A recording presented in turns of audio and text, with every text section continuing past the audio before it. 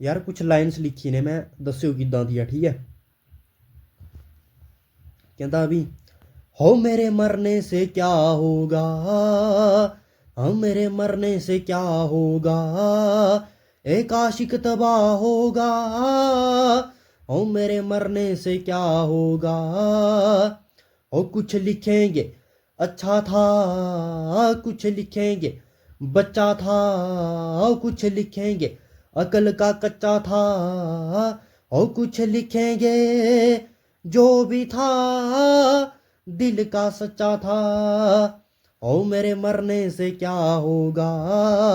ओ मेरे मरने से क्या होगा, एक आशिक तबाह होगा, ओ मेरे मरने से क्या होगा, हाँ सच्ची एक आशिक तबाह होगा,